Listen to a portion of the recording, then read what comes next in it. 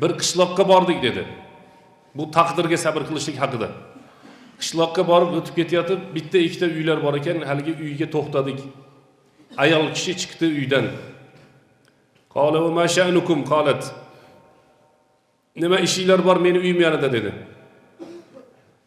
Biz aytdik, biz safardagi qavmimiz birinchisi. Ikkinchisi biz och qoldik, taomimiz yo'q, musofirmiz, yo'l ibn sabil deylar. Deganda sizlar meni uyimga qadam qo'ymasdan mana shu joyda turib turinglar. Men sizlarga taom tayyorlab beraman, mehmon bo'lib ketasizlar debdi. So'ngra haligi ayol kishi taom tayyorlashligini boshladi dedi. Taom tayyorlab turgan vaqtida uzoqdan tuya ko'rindi.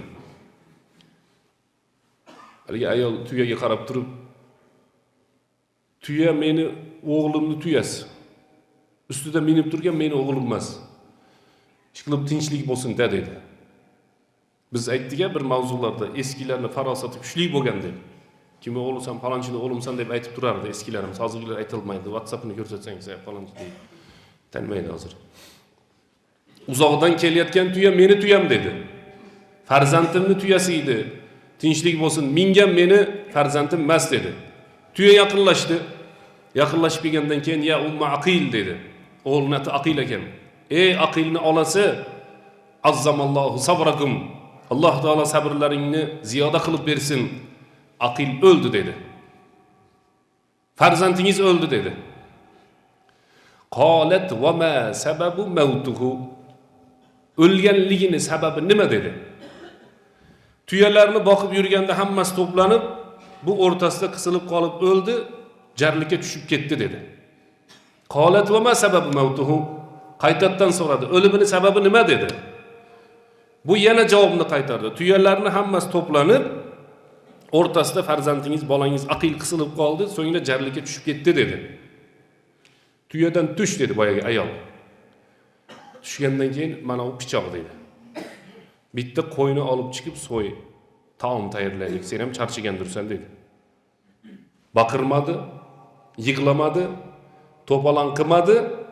Haligi ayolni qarang, farosat deyiladi. Mehmonni haqqini ado qilishlik degan narsa esiga tushdi-da, men senga qo'y so'yib beraman dedi. Qo'yni so'yib taom tayyor bo'lib turgan vaqtida taom berilgandan keyin men qiynalib ketdim dedi boyagi ayol kishi. Hal fikum shay'un min kitabillah. Allohning kalomidan o'qib bermaysizlarmi? Men bir o'zimga kelay dedi. Haligi ayol aytibdi. Menga bir Qur'on o'qib beringlar, bir nafsim taskin topsin dedi. Hozir biz o'qib bergan oyatni o'qib berdi. Va bashshiris sabirin allazina iza asabatuhum musibatun qalu inna lillahi va inna ilayhi roji'un. Sabr qilganlarga bashorat bering deyapti Alloh taolo. Allazina iza asabatuhum musiba. Ularga musibat yetadigan bo'lsa, qalu inna lillahi va inna ilayhi roji'un. Biz hammamiz Alloh taolonikimiz va hammamiz Alloh taologa qaytamiz. Bu masjid gapirayotgandan ham, eshitayotgandan ham bo'shaydi bir vaqt kelib. 10 yil, 100 yil undan oshiq emas. Hamma ketadi. Inna ilayhi roji'un. Biz Alloh taologa qaytamiz. Davomichi allazina iza asabatuhum musibatun qalu inna lillahi va inna ilayhi roji'un. Ulaika alayhim salavatun min robbihim va rahmah.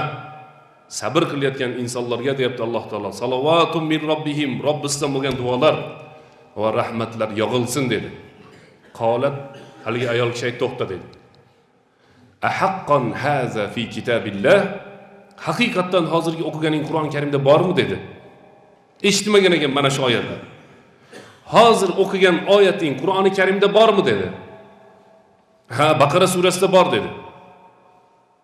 Ayol kishi qo'lini ko'tarib duo qildi. Ey Robbim dedi. Men farzandim o'tganligiga seni oyatingga muvofiq sabr qilaman.